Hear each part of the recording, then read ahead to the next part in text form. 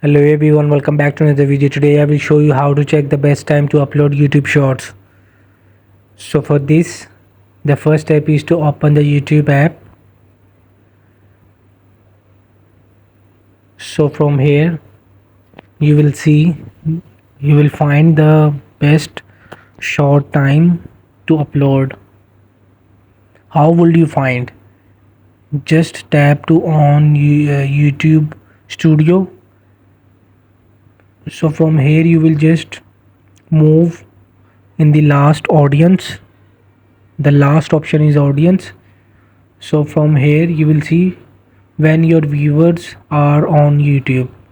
So right now they can't show me the time of my viewers because I'm not the regular user.